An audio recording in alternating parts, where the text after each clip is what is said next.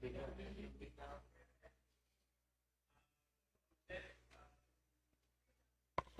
morning, everyone. I would like to invite each and every one of you to stand up for the invocation.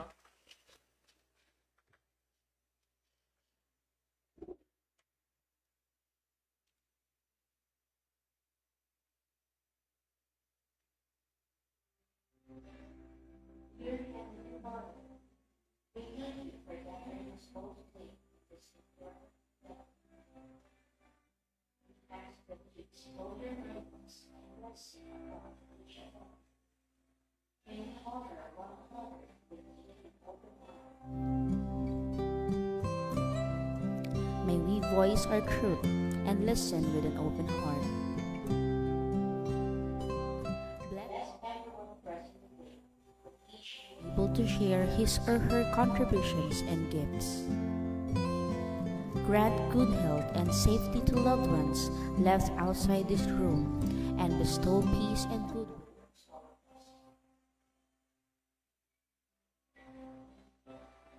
For your wisdom and grace to use our talents for the betterment of others. May the various activities related to this day be a success through your intervention. With gratitude, we offer this prayer in your name. Amen. You can now take your seats. Thank you.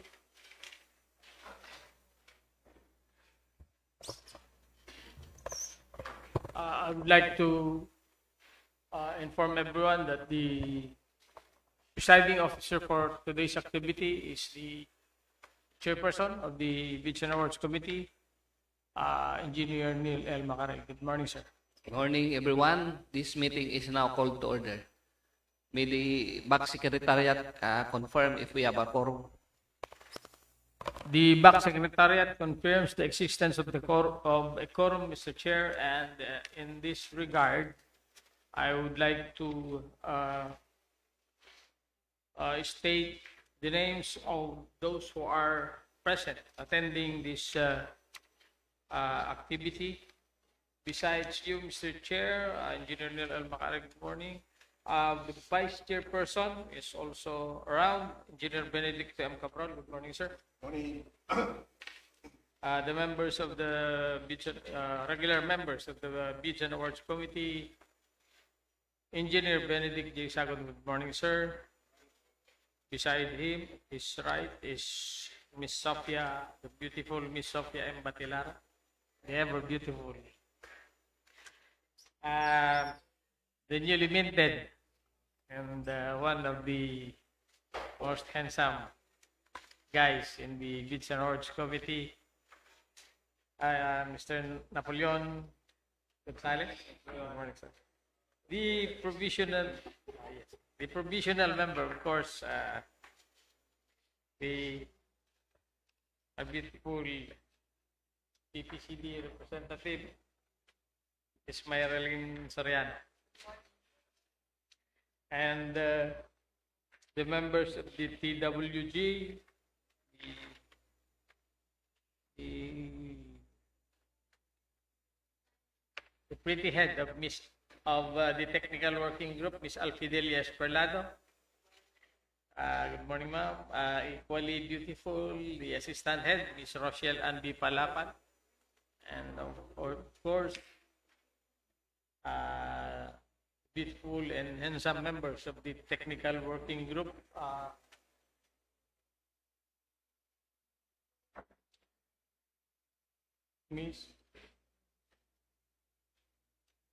Mr. Paul Clen Erico Bitampok. Good morning, sir.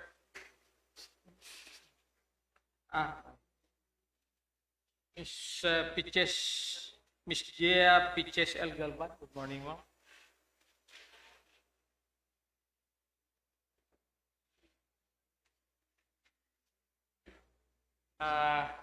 A while ago, Mr. Adrian Patrick Giandal was here, and Miss April Lynn August. Also, Mr. Chair, members of the back secretariat who will be supporting the BAC and TWG.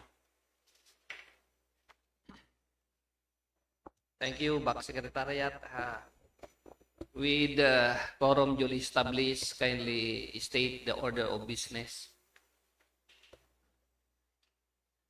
The order of business, Mr. Chair, is the pre-bid conference for the lease of one lot, various printing machines, including supply and deliver of consumables with provision of technical support and services through framework agreement under NPO BAC file 009-26 with an ABC of 219 million, Mr. Chair. In this regard,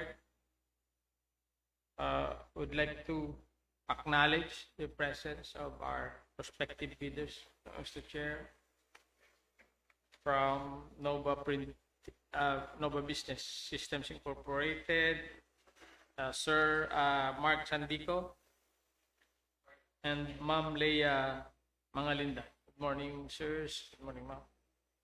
From Eastland Printing Incorporated, Mr. Fernando Arbues. Good morning, sir. From JI Printers, Mr. John Mark Gakaya. Good morning, sir. AP Printing and Packaging Incorporated is Ma'am Juliet Villar.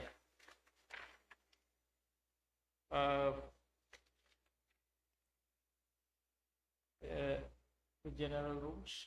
Would like to present the general rules, Mr. Chair. Proceed.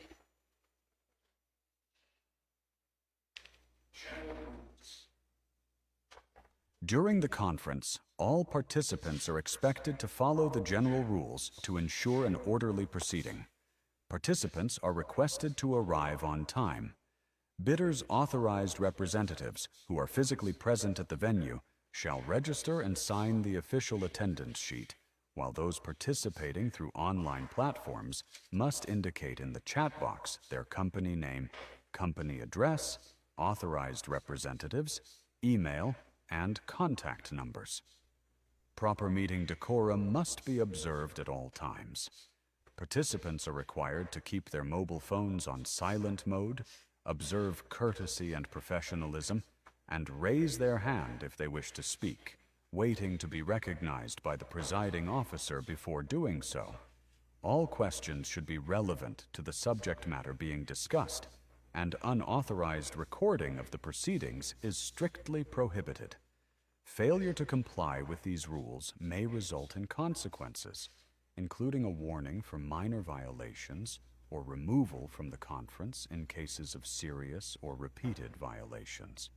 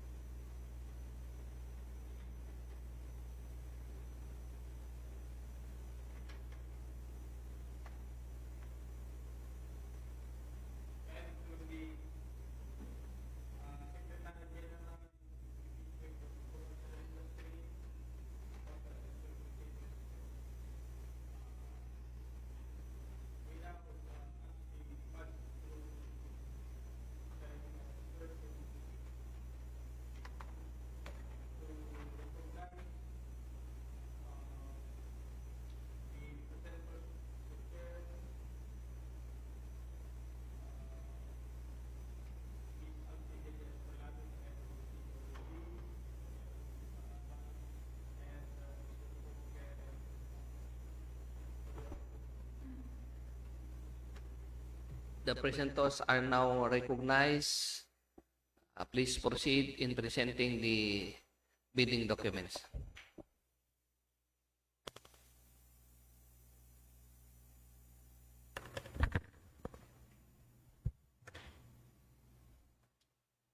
Thank you, Mr. Chair. Good day, everyone. I am Paul from DWG, the presenter of the bidding documents for the procurement project, lease of one lot various printing machines, including supply and delivery of consumables with provision of technical support and services through framework agreement, with ID number NPO BACFAL-009-26, and ABC amounting to 219 million pesos. Section 1, Invitation to Bid. The National Printing Office, through the Revolving Fund 2026, intends to apply the sum of 219 million pesos, being the approved budget for the contract, to payments under the contract for the lease of one lot various printing machines, including supply and delivery of consumables with provision of technical support and services through framework agreement. Bids received in excess of the ABC shall be automatically rejected at bid opening. The National Printing Office, through the Bids and Awards Committee, now invites bids for the lease of one lot various printing machines, including supply and delivery of consumables with provision of technical support and services, under a single-year framework agreement. Bidders should have completed within 5 years from the date of submission and receipt of bids contracts similar to the project. The description of an uneligible bidder is contained in the bidding documents, particularly in Section 2, Instructions to Bidders. The award shall be given to the bidder with the lowest calculated and responsive bid, following the procedures under Sections 61 and 63 of the same IRR. Delivery of the goods is required within the delivery period stated in Section 6, Schedule of Requirements of the bidding documents. Lot 1, Description, lease of one lot various printing machines, including supply and delivery of consumables with provision of technical support and services through framework agreement with an ABC of 219 million pesos. A. 2 units, 6 colors, offset continuous machine. Printable area, 14 inches. Speed, at least 100 feet per minute. B. 1 unit, 1 color, offset continuous machine. Printable area, 13 inches and 8.5 inches. Speed, at least 25 feet per minute. C. 1 unit, 3 colors, offset continuous machine. Printable area, 14 inches, 16.5 inches. Speed, at least 100 feet per minute. D. 1 unit, 6 colors, offset continuous machine. Printable area, 23.5 inches, 18 inches. Speed, at least 100 feet per minute. E. 1 unit, 2 colors, offset continuous machine. Printable area,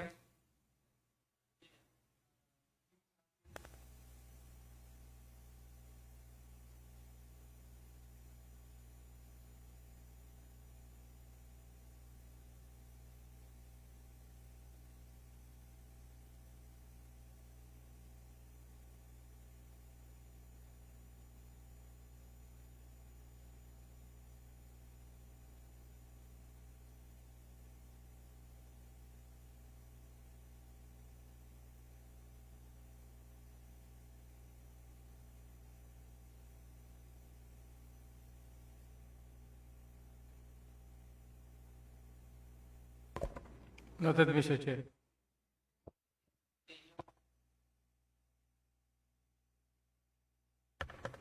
Thank you, Mr. Chair. To continue, F. 1 unit, 3 colors, offset continuous machine.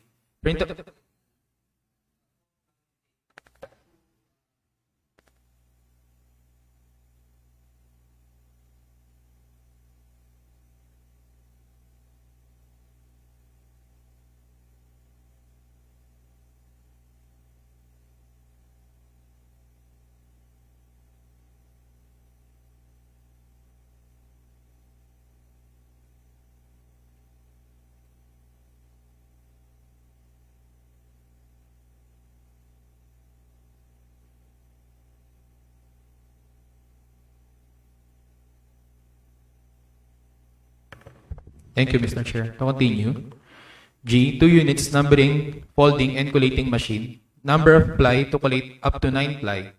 Speed at least 50 feet per minute. H. 2 units encoding machine, printable area 8.5 inches, speed at least 500 feet per minute. I. 2 units rotary cutter machine, speed 100 sheets per minute. J. 1 unit cutter. Feeding table 36 inches. K. 3 units magnetic ink, character recognition encoding. Speed 500 sheets per minute. L. 1 unit ID printer, printable area 3.25 inches by 2 inches. Speed 100 cards per minute. M. 7 units data printer, printable area 14 inches. Speed at least 500 sheets per hour. N. 1 unit digital printing machine, printable area 8.5 inches by 24 inches. Speed at least 2,500 sheets per hour. O. 2 unit stapling machine, speed 10 booklets per minute. Binding thickness 0.0125 inches to 0.75 inches. P. 3 units magnetic ink character recognition numbering machine. Speed 2,500 sheets per hour. Q. 1 unit plate making machine. Speed 22 plates per hour. R. 2 units proofing machine. Speed 6 pages per minute. S. 1 unit ID printer. Printable area 2 inches by 3.5 inches. Speed 1 card per minute. Paper requirements. Carbonless. A. 5,000 kilograms coated back, 55 grams per square meter, 8.5 inches. B. 10,000 kilograms coated front and back, 50 GSM, 8.5 inches. C. 5,000 kilogram coated front, 55 GSM, 8.5 inches. D. 5,600 kilogram CB, 55 GSM, 9.5 inches. E. 11,000 kilogram CFB, 50 GSM, 9.5 inches. F. 5,000 kilogram CF, 55 GSM, 9.5 inches. G. 7,000 kilograms CB, 55 GSM, 11 inches. H. 12,500 kilograms CFB, 50 GSM, 11 inches. I. 7,200 kilograms CF, 55 GSM, 11 inches. J. 8,500 kilograms CB, 55 GSM, 13 inches. K. 15,000 kilograms CFB, 50 GSM, 13 inches. L. 8,000 kilograms CF, 55 GSM, 13 inches. M. 10,000 kilograms CB, 55 GSM, 15 inches. N. 18,000 kilograms CFB, 50 GSM, 15 inches. O. 9,200 kilograms CF, 55 GSM, 15 inches. P. 5,000 kilograms self-contained, 55 GSM, 9.5 inches. Q. 6,000 kilograms self-contained, coated back, 60 GSM, 9.5 inches. Book paper R. 4,000 kilograms, 60 GSM, 28 inches. S. 5,000 kilograms, 70 GSM, 28 inches. T. 5,500 kilograms, 80 GSM, 28 inches. U. 6,000 kilograms, 100 GSM, 28 inches. Check paper V. 55,000 kilograms, check paper, 96 GSM, 9.5 inches. W. 25,000 kilograms, security paper, 96 GSM, 9.5 inches. X. 20,000 kilograms, security paper, 120 GSM, 9.5 inches. Polyvinyl chloride, PVC ID cards. Y. 20,000 pieces, 2 inches by 3.5 inches. Commercial coated two-sided C2S paper. Z. 5 reams, 25 inches by 38 inches. Specialty paper, 6 reams, 28 inches by 39 inches. Sticker paper, 4 reams, 36 inches by 24 inches. Tarpaulin material, 100 pieces, 2.5 feet by 4 feet. Note, technical support services and maintenance inclusive of the replacement of parts, repair kits, and other various consumables like printing inks, degreaser, gear oil, cleaning chemicals, hydraulic oil, and other expendables chargeable in click charges of the machines during operation.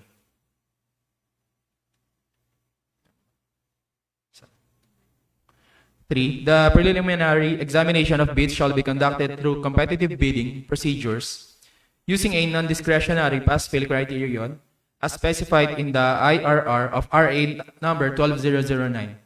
Bidding is restricted to Filipino citizens, sole proprietorships, partnerships, or organizations with at least 60% interest of outstanding capital stock belonging to citizens of the Philippines and to citizens or organizations of a country the laws or regulations of which grant similar rights or privileges to Filipino citizens pursuant to RA number 5183. 4. Interested bidders may obtain further information from the NPO Back Secretariat at contact numbers 8925-2182 or 0917-815-5170 and inspect the bidding documents at the address given below from Mondays to Thursdays, except holidays from 7:30 a.m. to 6:30 p.m. 5. A complete set of bidding documents may be acquired by interested bidders from the NPO Back Secretariat from the date of posting to May 5, 2026, 9:30 a.m. and upon payment of the applicable fee for the bidding documents pursuant to the latest guidelines issued by the GPPB in the amount of 50,000 pesos. Bidding documents may also be downloaded free of charge from the website of the Philippine Government Electronic Procurement System and or the website of NPO, provided that the bidders shall pay the applicable fee for the bidding documents not later than the submission of their bids. The NPO will hold a pre-bid conference on April 23, 2026, 9:30 a.m. at the John Silvanus Leach Training Room, 3rd floor of NPO building. Bids must be duly received by the BAC Secretariat through the manual submission at the National Printing Office, EDSA Corner, Nia North Road, Diliman, Quezon City, on or before 9:30 a.m. of May 5, 2026. Late bids shall not be accepted. All bids must be accompanied by a bid security in any of the acceptable forms and in the amount stated in ITB Clause 16.1. Bid opening shall be on May 5, 2026, immediately after the deadline of the submission of bids at John Silvanus Leach Training Room, 3rd floor. Bids will be open in the presence of the bidders' representatives who choose to attend the activity. Only 2 representatives per bidder will be allowed to enter the venue. The summary of the bidding activities is as follows. Advertisement, posting of invitation to bid, April 14, 2026. Issuance and availability of bid documents, April 15, 2026. Pre-bid conference, April 23, 2026, 9:30 a.m. Last day of submission of written clarification, April 25, 2026. Last day of issuance of bid bulletin, April 28, 2026. Deadline for submission and receipt of bids, May 5, 2026, 9:30 a.m. Opening of bids immediately after the deadline for the submission of bids. Bid evaluation within 1 to 2 days after the opening of bids. The NPO reserves the right to reject any and all bids, declare a failure of bidding, or not award the contract at any time prior to contract award in accordance with Section 70 of RA number 12009 without incurring any liability to the affected bidder or bidders. For further information, please refer to Roy Leo C. Pablo, BAC's Secretariat Head, Bids and Awards Committee, National Printing Office, EDSA Corner, Nia North Road, Diliman, Quezon City. Contact number 892-52182 or 0917-815-5170 with email bacsecretariat@npo.gov.ph.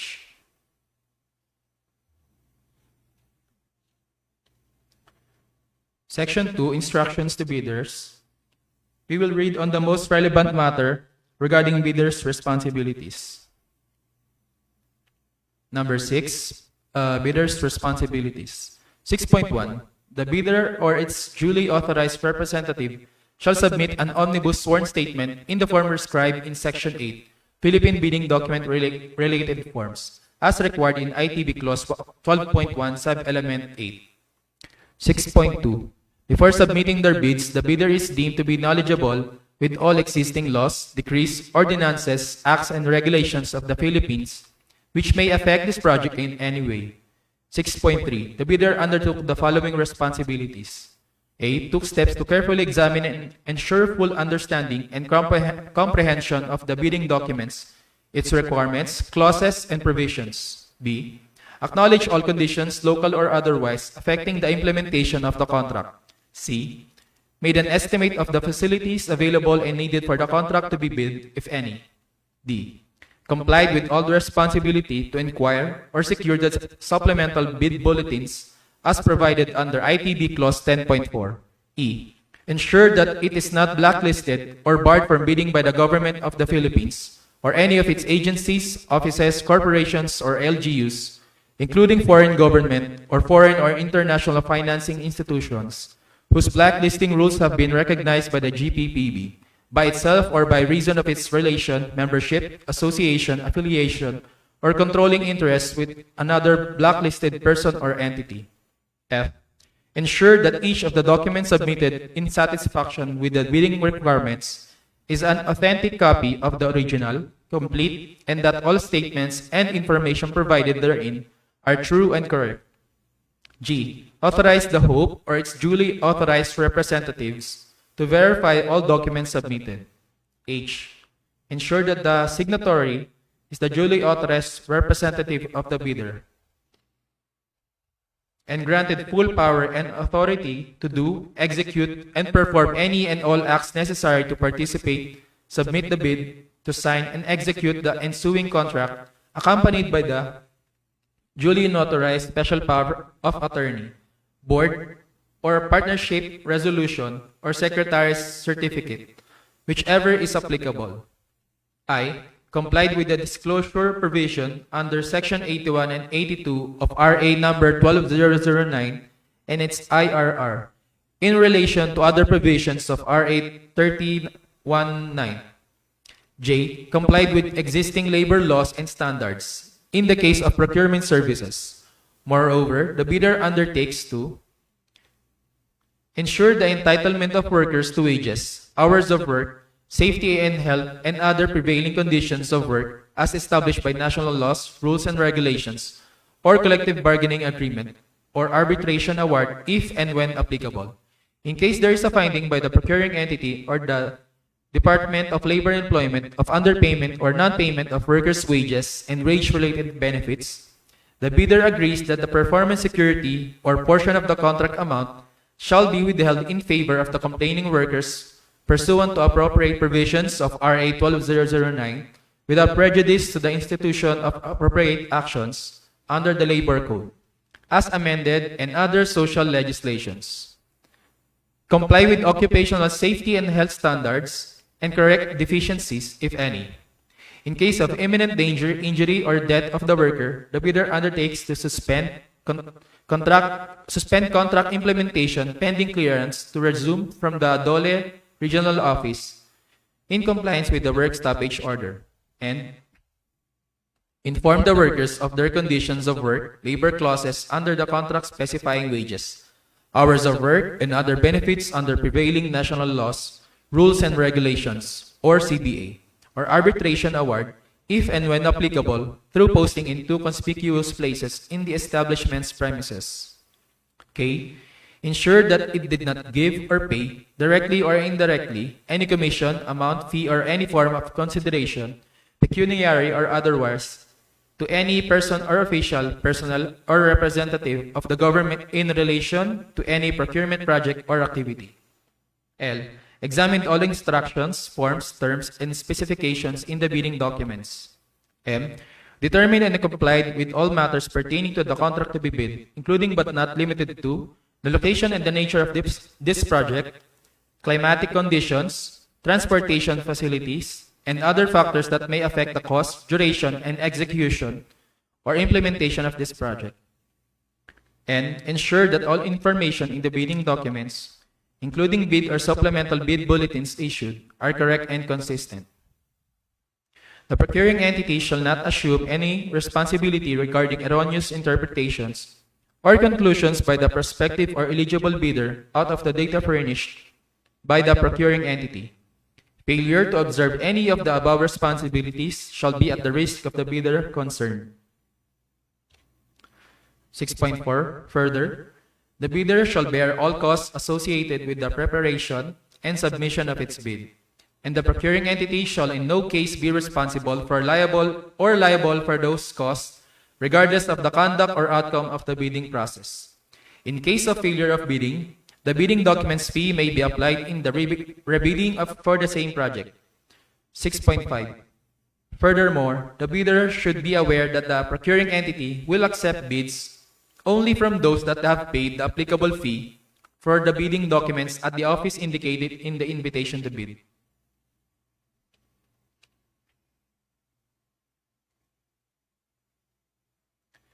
Section 3. Bid Data Sheet.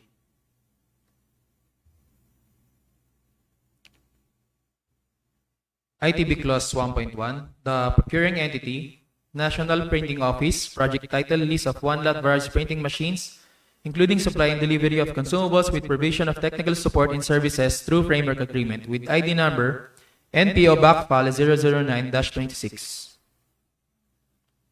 Number of lots 1.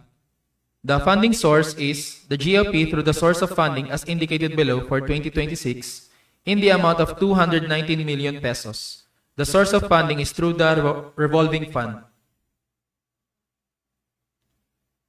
The 5.4, the bidder's SLCC, similar to the contract to be bid, should have been completed within 5 years prior to the deadline for the submission and receipt of bids. 5.5, for the purpose of similar contracts, it shall be defined as 1. The bidder must have completed within a period of 5 years from the submission of the bid an SLCC that is similar to the procurement project to be bid, and whose value adjusted to current prices using the Philippine Statistics Authority consumer price indices. Bidders must present a combination of contracts completed within the same period, provided their total value is at least 50% of the ABC. Thus, A. The bidder should have completed at least one similar contract amounting to at least 25% of the ABC, and the bidder should have completed other contracts, whether similar or not, with an aggregate amount of at least 25% of the ABC. 2. Classified as similar contracts. List of printing machines or security printing services. Okay, wait lang po. Dito sa similar contract.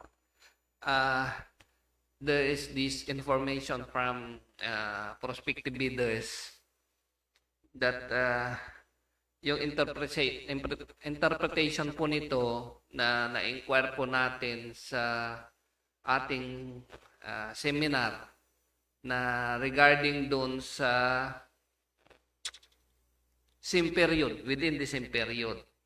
So, sinagot naman ng ating trainer na kung ang basis mo sa 25 is within the same year, parang ganon. But another training conducted na sanction naman po ito ng GPPB, ang nabanggit niya doon kung ano yung within the 5 years, yun naman ang basis niya. So, para matapos po ito. Pero for now, ang basis po natin, kasi yun yung sinagot.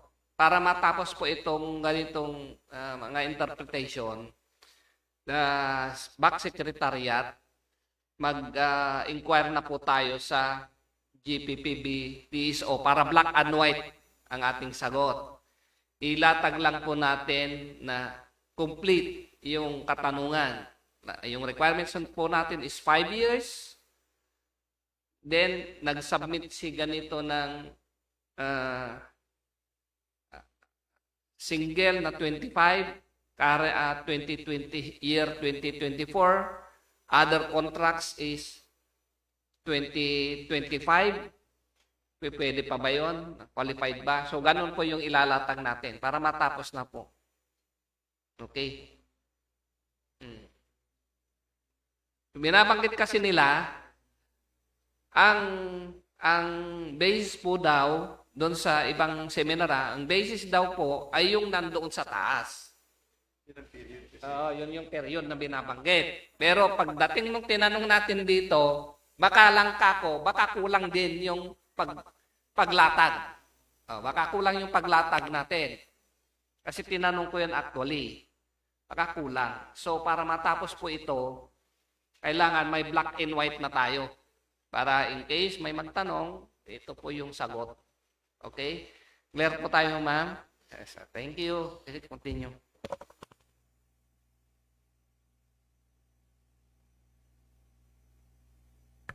Thank you, Mr. Chair. To continue. 12. Documents comprising the bid, technical and financial components. 12.1. The first bid envelope shall contain the following technical documents, including the eligibility documents. A. Valid and updated PhilJEP certificate of registration, platinum membership, including Annex A of the PhilJEP's registration. B. Original and duly signed statement of the bidder's single largest completed contract, similar to the procurement project to be bid as provided in the bid data sheet, ITB Clause 5.5 of the bidding documents. The bidder shall attach any of the following: official receipt, sales invoice, certificate of acceptance with at least satisfactory rating. C. The bidder's original and duly signed computation of net financial contracting capacity must be at least equal to the ABC to be bid or committed line of credit from a universal or commercial bank in lieu of its NFCC computation. Must be at least equal to 10% of the ABC to be bid. D. The bidder's original and duly signed statement of all its ongoing government and private contracts, including contracts awarded but not yet started, if any, whether similar or not similar in nature and complexity to the contract to be bid. E. Duly signed joint venture agreement in case the joint venture is already in existence, or duly notarized statements from all potential JV partners stating that they will enter into and abide by the provisions of the JVA in the event that the bid is successful. F. If applicable, original copy of the bid security in the prescribed form, amount in accordance with ITB Clause 16 and validity period under ITB Clause 15.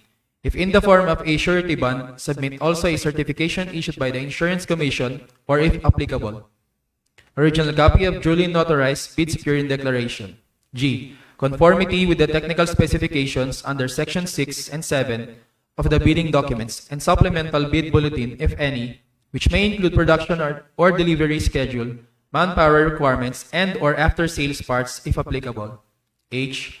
Original, duly signed and notarized omnibus sworn statement in accordance with Section 54.3 of RA 12009, and if applicable, original notarized secretary's certificate in case of a corporation, partnership, or cooperative, or original special power of attorney of all members of the joint venture giving full power and authority to its officer to sign the OSS and do acts to represent the bidder.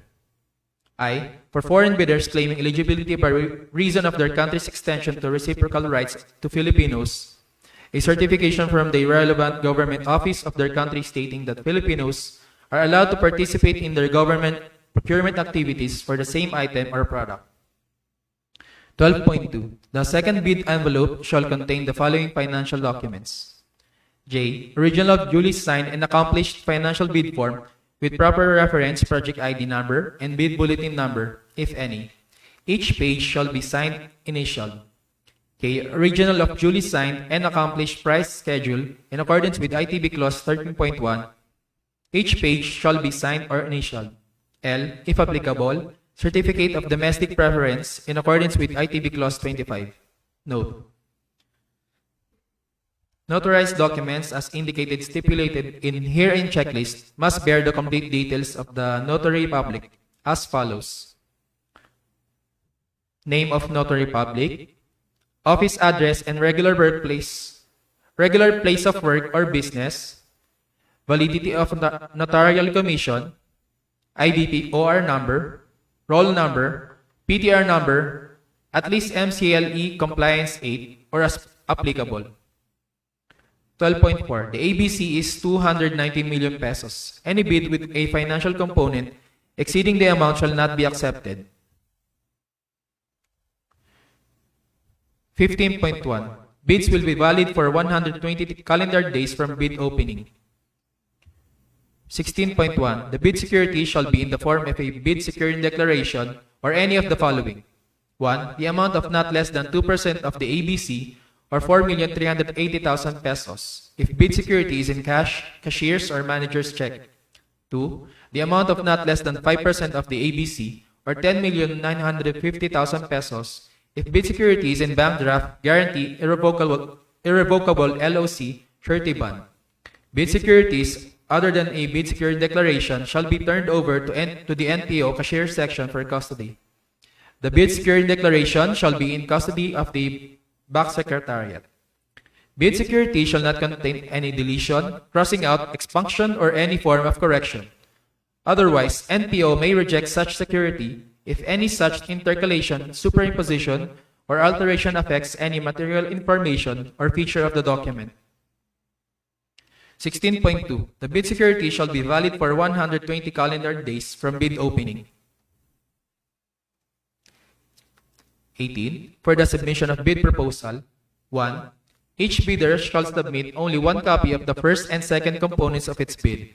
2. Bidders shall enclose their technical documents described in ITB Clause 12 in one sealed envelope marked Technical Component, and the financial component in another sealed envelope marked Financial Component. Both envelopes shall then be enclosed in one single outer or mother envelope marked Bid, properly labeled, sealed, and signed by the bidder or its authorized representative. The markings on all envelopes shall 2.1. Contain the name of the contract to be bid in capital letters. 2.2. Bear the name and address of the bidder in capital letters. 2.3. Be addressed to the procuring entity's BAC in accordance with ITB Clause 1.1. 2.4. Bear the specific identification of his bidding process indicated in the ITB Clause 1.1 and 2.5. Bear a warning, do not open before the date and time for the opening of bids in accordance with ITB Clause 19. To facilitate the receipt and classification of bid envelopes. 2.1. Outer mother envelope shall be in color red. 2.2. The inner envelope containing technical proposal shall be blue. 2.3. The inner envelope containing financial proposal shall be green. 2.4. The post-qualification documents shall be brown. Bid envelopes that are not properly sealed and marked as required in the bidding documents shall be accepted, provided that the bidder or its duly authorized representative shall acknowledge such condition of the bid as submitted. The BAC shall assume no responsibility for misplaced or lost contents of the improperly sealed or marked bid, or for its premature opening. On the other hand, unsealed and/or unmarked bid envelopes or bids that cannot be opened or corrupted in case of online submission shall be rejected. Note: notarized documents must bear the complete details of the notary public as follows: name of notary public, office address and regular place of work or business, validity of a notarial commission, IBP OR number, roll number, PTR number, at least MCLE compliance 8 or as applicable. Any supplemental bid bulletin issued by the BAC shall also be posted in the PhilJeps, in any conspicuous place in the premises of the procuring entity and on the website or social media platforms of the procuring entity if applicable, or such other channels as may be authorized by the GPPB. It shall be the responsibility of all prospective bidders, including those who have properly secured the bidding documents, to inquire and secure supplemental bid bulletins that may be issued by the BAC. 19.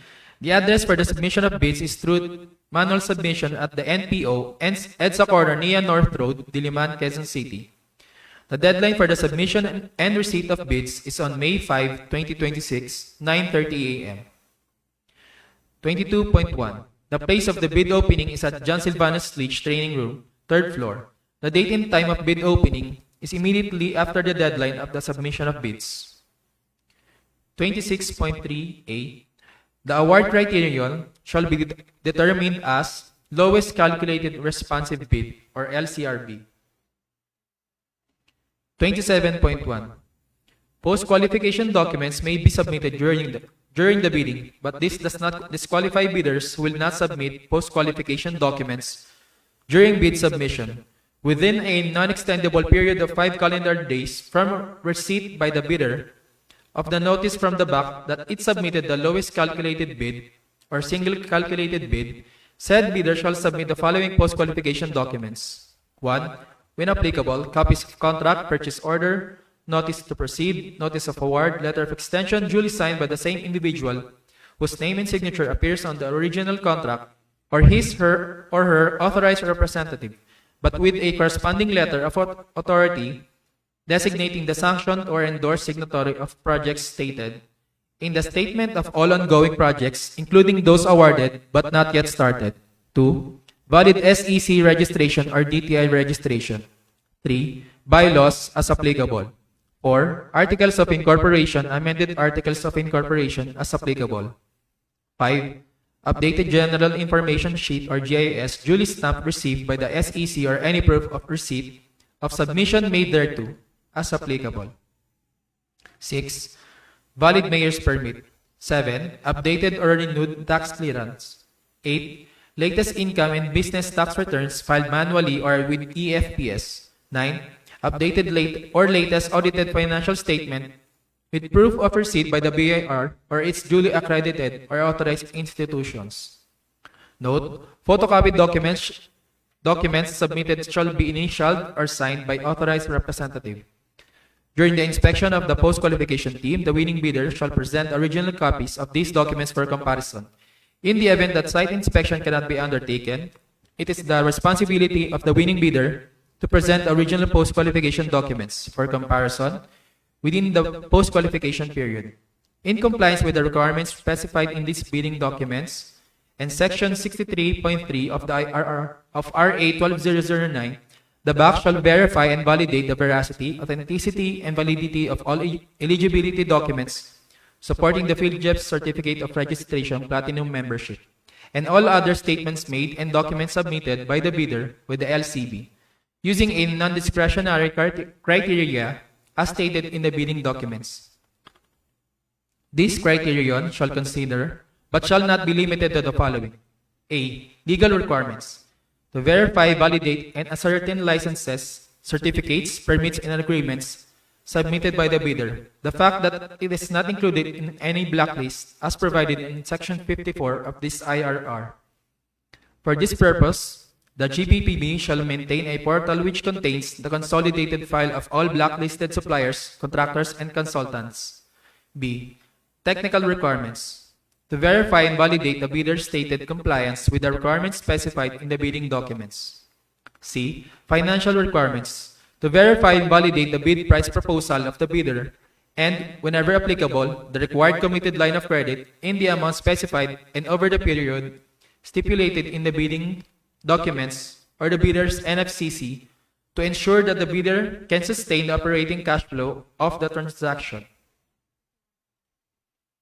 31.3. The performance security shall be in the form of a performance security declaration as an option if under a framework agreement arrangement or any of the following. 1. The amount of not less than 5% of the total contract price if performance security is in guarantee. 2. The amount of not less than 5% of the total contract price if performance security is revocable LOC.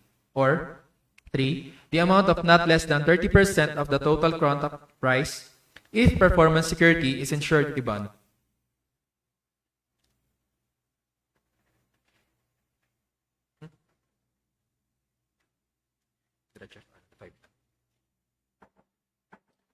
Section 5, Special Conditions of Contract. GCC Clause 1A, the procuring entity is National Printing Office. 1C, the funding source is the GOP through the source of funding as indicated below for 2026 in the amount of 219 million pesos. The source of funding is through the revolving fund. 1D, the project site is National Printing Office, EDSA Corner, Nia North Road, Diliman, Quezon City.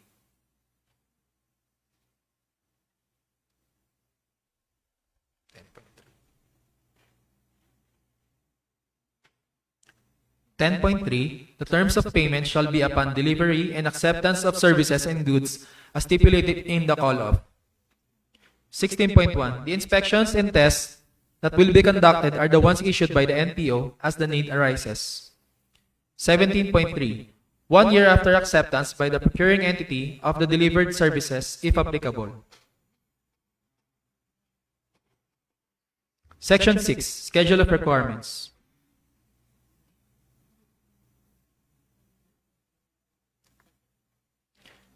Framework Agreement List. the delivery schedule expressed in weeks or months indicates the required delivery date, which shall be understood as the date the goods are to be delivered to the project site. Item number 1, description. Lease of one lot various printing machines, including supply and delivery of consumables with provision of technical support and services through framework agreement. Quantity, one lot. A, 6 colors, offset continuous machine, printable area, 14 inches. Speed at least 100 feet per minute.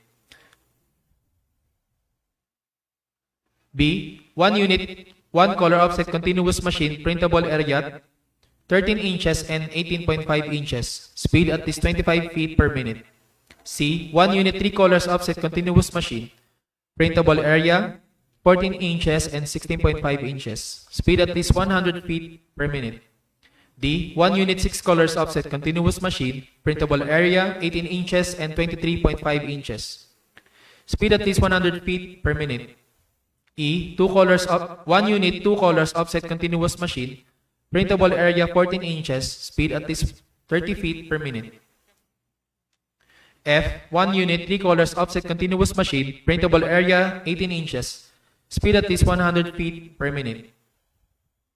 G, 2 units numbering, folding, and collating machine. Number of ply to collate up to 9 ply. Speed at least 50 feet per minute. H, 2 units encoding machine, printable area 8.5 inches.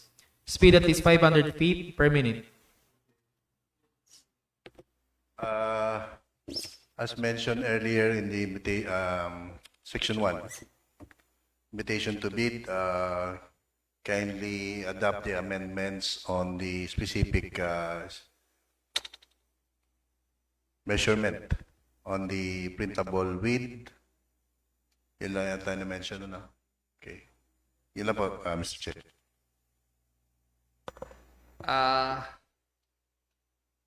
Let's escape the reading of technical specs under Section 6 and Section 7 as already read under Section 1.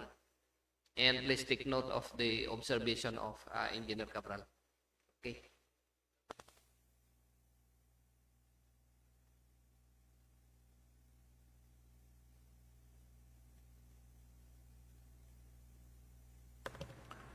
Thank you, Mr. Chair. To continue, framework agreement effectivity, lease period, 1 year. Delivery terms, delivery schedule, the winning bidder shall provide a detailed work plan, if applicable, on the delivery, installation, testing, and commissioning of equipment within 3 calendar days upon signing of the framework agreement, and the deployment of machines within 45 calendar days upon signing of the framework agreement. Terms of payment, payment shall be made on a per call of running basis and or from income realized by NPO from whatever source, like excess income, aids, grants, and congressional appropriations, etc. Section 7, Technical Specifications.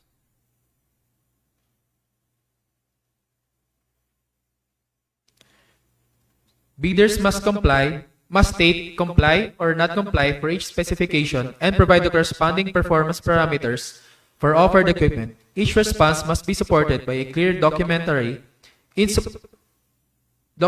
support in the bid and properly cross-referenced. Acceptable evidence includes unaltered manufacturer sales brochures, official specification sheets, product samples, independent test results, and similar documents. Claims should be backed by documentary support.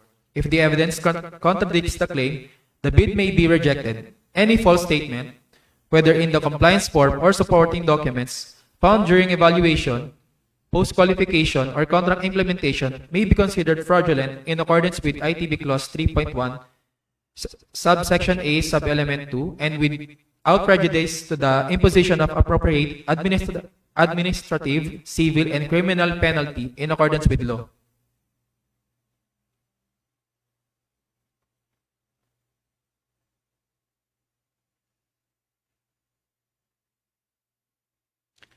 Additional requirements. 1. The winning bidder shall submit duly notarized affidavit of the following: proof of ownership or the right to use the machines, equipment, peripherals under Section 6. Guarantee that the printing machine or equipment and peripherals shall meet the printing requirements as provided in Section 7 Technical Specifications of the herein bidding documents, and that the parts needed for the repair of the printing machine, equipment, peripherals shall be available for 1 year from the receipt of the notice to execute framework agreement. Guarantee of the availability of at least 2 or more service technicians as deemed necessary during operations. 2. Service technicians shall conduct the needed preventive maintenance on a monthly basis to ensure continuity of operations and to prevent the breakdown of leased machines, equipment, peripherals, as well as the necessary repairs as the need arises. A report must be submitted to the procuring entity, duly certified by its representatives with pictures to substantiate the preventive maintenance and/or repairs undertaken thereto. 3. The leased machines will be strictly for NPO. As such, no other printing jobs will be loaded on the leased machines. Random or unannounced inspections will be conducted regularly. Violations thereto shall be grounds for termination of the lease contract. 4. The winning bidder shall ensure that all the leased machines, equipment, peripherals, and related materials with a reputable insurance company for the duration of the term of the lease to compensate NPO for any probable damage as a result of fire, earthquake, floods, civil disturbance, theft, and vandalism. Failure to obtain such insurance shall render the bidder liable for any loss or damage resulting therefrom and shall thereby indemnify NPO for any and all loss or damage it may incur as a result of such failure to obtain insurance. The bidder shall provide a certification as proof of its compliance to the above-mentioned condition or requirement. 5. The replacement of spare parts shall be for the account of the winning bidder. 6. In the event of a deficiency and/or shortage of consumables, the supplementary requirement necessary for the completion of projects shall be provided by the winning bidder at no additional cost to NPO. 7. Upon the completion of a job or project and/or termination or expiration of a contract, whichever comes first, the supplier or lessor shall return and/or turn over to NPO at all materials and/or consumables related to the production. Section 8, Philippine Bidding Document Related Forms.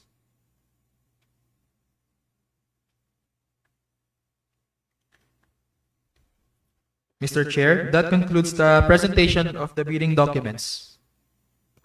For Section 8, bidding forms, please use the prescribed forms. Any questions from the prospective bidders? From NOVA? Okay. Islan, from Islan? From GI? Advance? Okay. Thank you very much for attending this pre-bid conference. And if you have still questions after this activity, you may go directly to the back secretariat for any assistance. And the bidding documents will be made available until the opening and submission of bids. Thank you very much, sir. Ma'am, thank you. You are now excused. Thank you.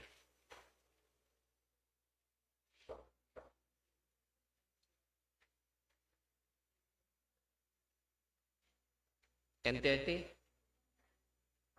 Hindi. Okay, sige. Okay, break. Break muna tayo. No, ano lang muna. Yung sa recommendation. Mr. Chair, the TWG respectfully recommends the issuance of a bid bulletin to the project. List of one lot, various printing machines, including supply and delivery of consumables with provision of technical support and services through framework agreement with identification number NPO-BAC-FAL-009-26 to formalize the agreed-upon amendments and clarification. Accordingly, the bid bulletin shall be posted and uploaded on the PhilJEPS and NPO website and be displayed prominently within the NPO premises. The TWG's recommendation is now before the body. Any motion from the members of the BAC? I move to adopt the recommendation made by the Technical Working Group, Mr. Chair. In objection, hearing none, the recommendation is hereby adopted. Please take note the approved recommendation back secretariat. Noted, Mr. Chair. The Back Secretariat respectfully recommends a 5-minute break in preparation for the second agenda. Okay, 5 minutes break po. Thank you.